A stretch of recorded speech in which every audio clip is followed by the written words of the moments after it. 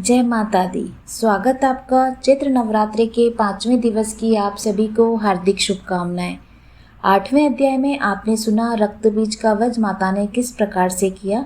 आज 9वें अध्याय में आप सुनेंगे निशुंभ का वध। आपने हमारे चैनल को सब्सक्राइब नहीं किया है तो सब्सक्राइब अवश्य कीजिए, जिससे जब भी आपको समय मिले इन अध्यायों को सुन आप माता रानी का आशीर्वाद प्राप्त कर सकें। आज 9वें अध्याय में सुनिए। ऋषि बोले, हे राजन, रक्तबीज के मर जाने पर एवं युद्ध में अन्य असुरों के भी मारे जाने पर शुंभ निशुंभ दैत्यों का क्रोध बढ़ गया। फिर दैत्यों की प्रधान सेना को साथ लेकर निशुंभ युद्ध में दौड़ा चला आया। उसके आगे पीछे दाएं बाएं बड़े बड़े दैत्य थे। वे क्रोध के मारे होठ काट रहे थे। शुंभ भी अपनी सेना के साथ मातृगणों से लड़कर चंडिका को मार डालने की इच्छा से आ गया। दोनों दैत्य बादलों की तरह बाणों की वर्षा करने लगे। अपने बाणों के समूह से चंडिका ने उनके बाण काट दिए। फिर शस्त्र समूह से उन दैत्यों के अंगों पर प्रहार किया। निशुंभ ने तीखी तलवार तथा चमचमाती ढाल उठा ली। देवी के पराक्रमी वाहन सिंह के सिर पर प्रहार किया। अपने वाहन पर इस प्रकार प्रहार होते देख देवी ने शूरप्र नामक बाण द्वारा निशुंभ की बड़ी तलवार तथा 8 चंद्र वाली ढाल भी काट दी। तलवार और ढाल के कट जाने पर उस दैत्य ने शक्ति चलाई। उससे आते देख देवी ने चक्र द्वारा उसके 2 टुकड़े कर डाले। तब तो अत्यंत कुपित होकर निशुंभ दानव ने शूल उठा लिया और उसे फेंक दिया। देवी जी ने मुक्के के प्रहार से उसे चूर चूर कर दिया। दैत्य ने गदा उठाकर फिर चंडिका की ओर फेंकी। देवी ने उसे भी त्रिशूल द्वारा काट दिया और वह भस्म हो गई। फिर अंत में दैत्यराज को फरसा उठाते देखकर देवी ने बाण समूह से प्रहार कर उसे पृथ्वी पर गिरा दिया। उस भयानक पराक्रमी भाई निशुंभ के इस प्रकार धराशायी होने पर शुंभ क्रोध में भर गया और अंबिका को मारने के लिए सामने आया। वह रथ पर बैठा हुआ था और उसकी बड़ी बड़ी अनुपम 8 भुजाएं थी। उनमें 8 भयंकर शस्त्र शोभायमान थे। उन भुजाओं से सारे आकाश को ढांपकर वह शोभित हो रहा था। उससे इस प्रकार आता देखकर देवी ने शंख बजाया और धनुष की अत्यंत दुस्सह टंकार की। समस्त दैत्यों के तेज नष्ट करने वाले घंटे का शब्द करके उससे दिशाओं को भर दिया। तब सिंह ने बड़े हाथियों के महामत को दूर करने वाली बड़ी भारी गर्जना लगाई। उसके द्वारा आकाश, पृथ्वी एवं 10 दिशाएं गूंज उठी। तब काली ने आकाश में उड़कर पृथ्वी पर दोनों हाथों से ऐसी ताड़ना की कि उस शब्द से पहले के सभी शब्द मंद पड़ गए। तब शिवदूती ने अमंगल रूप अत्यंत अट्टहास किया। इस ध्वनि से दैत्य डर गए। शुंभ के क्रोध का पारा चढ़ गया। फिर जबकि अंबिका ने कहा, हे दुरात्मन, ठहर ठहर। तब आकाश में स्थित देवता जय जयकार करने लगे। शुंभ ने पहुंचकर आग बरसाती हुई भयानक शक्ति चलाई। अग्नि को पहाड़ की तरह आती हुई उसे देखकर देवी ने भारी उल्का से उसे दूर हटा दिया। शुंभ ने फिर सिंहनाद किया। उससे त्रिलोकी गूंज उठी। हे राजन, उस सिंहनाद का इतना घोर शब्द था जैसे कि वज्रपात हो। उसने बाकी शब्दों को परास्त कर दिया। तब शुंभ द्वारा छोड़े गए बाणों को देवी ने तथा देवी द्वारा चलाए गए बाणों को शुंभ ने अपने अपने उग्र बाणों द्वारा सैकड़ों हजारों टुकड़े कर दिए। तब चंडिका ने कुपित होकर शुंभ को शूल से मारा। उसके गले लगते ही वह मूर्छित होकर पृथ्वी पर गिर पड़ा। इतने में निशुंभ चैतन्य होकर वहां पहुंच गया। हाथ में धनुष लेकर बाणों से काली तथा सिंह पर प्रहार कर दिया। उस दानवराज ने अपनी 10,000 भुजाएं बना ली। फिर चक्रों का प्रहार करने लगा।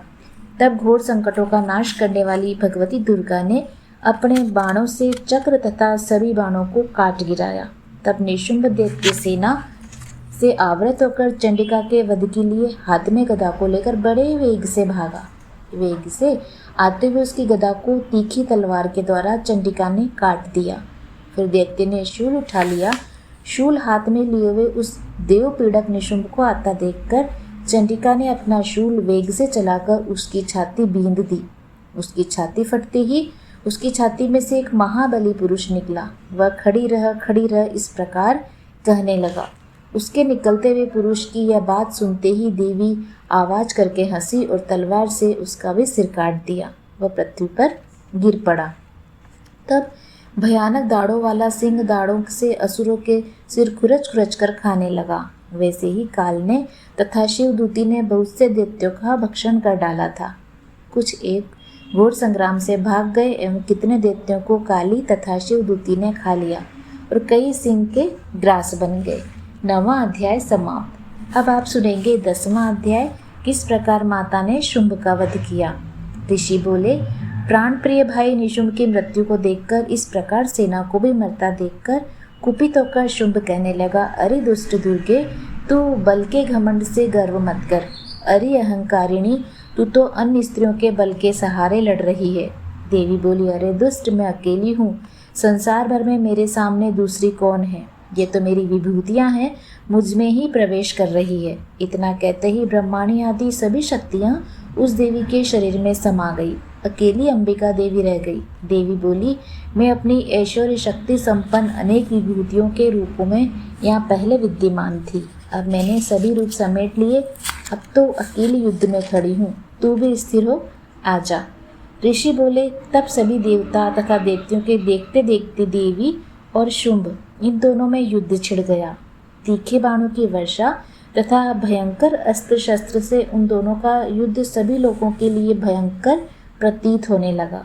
जितने भी दिव्य से दिव्य अस्त्र अंबिका छोड़ती जाती, दैत्येंद्र उन्हें निवारक अस्त्रों द्वारा तोड़ता जाता।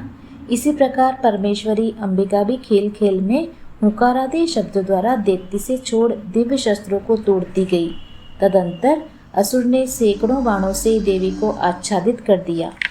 तब देवी ने कुपित होकर बाणों द्वारा उसका धनुष काट डाला। धनुष के टूट जाने पर दैत्येंद्र ने हाथ में शक्ति उठा ली। अभी शक्ति उसके हाथ में ही थी कि देवी ने चक्र द्वारा वह शक्ति काट डाली। तब दैत्यराज तलवार तथा 100 चंद्रमा वाली चमचमाती ढाल लेकर देवी पर झपटा। उसकी तलवार तथा सूर्य जैसी चमकती ढाल को देवी ने अपने धनुष से छोड़े हुए तीखे बाणों से तुरंत काट दिया। रथ के घोड़े तथा सारथी को भी मार दिया। धनुष तो पहले ही कट चुका था। तब तो भयानक मुदगर लेकर अंबिका को मारने के लिए दैत्य उद्यत हो गया। देवी ने उसके मुदगर को भी तीखे तीरों से काट दिया। फिर भी वह दैत्य मुक्का तानकर बड़े वेग से दौड़ा। जाते ही उस दैत्येश्वर ने देवी के हृदय में मुक्का मार दिया। देवी ने भी उसकी छाती पर एक चपेट जमा दी। देवी की उस चपेट के लगते ही वह दैत्यराज पृथ्वी पर गिर पड़ा। गिरकर ही सहसा उसी प्रकार उठा खड़ा हुआ। तब उछलकर देवी को उठाकर आकाश में स्थित हो गया। वहां भी निराधार होकर वह चंडिका देवी के साथ युद्ध करने लगा। आकाश में उस समय दैत्य तथा चंडिका को आपस में घोर युद्ध हो रहा था। वह युद्ध मुनियों के लिए भी विस्मयकारक था। अब अंबिका ने उसके साथ देर तक युद्ध करते करते दैत्य को उठा लिया और उसे पृथ्वी पर पटक दिया। देवी द्वारा पटका हुआ पृथ्वी पर आकर खड़ा हो गया। मुक्का तान वह दुष्ट देवी को मारने की इच्छा से बड़े वेग से दौड़ा। तब उस दैत्य को आता हुआ देखकर देवी ने उसकी छाती में त्रिशूल भोंक दिया और उसे पृथ्वी पर गिरा दिया। देवी के शूल से शत विक्षत होकर पृथ्वी पर पड़ते ही उसके प्राण निकल गए। उसका गिरना भी समुद्र, द्वीप एवं पर्वतों के साथ सारी पृथ्वी को हिला दिया था। उस दुरात्मा के मरते ही सारा जगत स्वस्थ और प्रसन्न हो गया। आकाश भी बहुत ही साफ दिखाई देने लगा। पहले जो उपद्रवी मेघ उठ रहे थे तथा उल्कापात हो रहे थे, वे सभी शांत हो गए। दैत्यों के मारे जाने पर नदियां भी अपने अपने मार्ग पर चलने लगी। उसकी मृत्यु होते ही सभी देवताओं के मन प्रसन्न हो गए। गंधर्व मनोहर गायन करने लगे, अप्सरागण नाचने लगी, दूसरे बाजे बजाने लगे, वायु पवित्र होकर चलने लगी, सूर्य उज्जवल होकर चमकने लगा, शांत हुई अग्नि शालाओं की अग्नियां जलने लगी, दिशाओं की भयंकर आवाजें शांत हो गई, प्रजा सुखी और सर्वत्र शांति का साम्राज्य हो गया। उम्मीद है आपको ये आज के दोनों अध्याय पसंद आए होंगे। आप अध्याय के अंत तक बने रहे, उसके लिए मैं आप सभी का बहुत बहुत धन्यवाद करती हूँ। माता रानी आप सबकी सभी मनोकामनाएं पूर्ण करे। जय माता दी।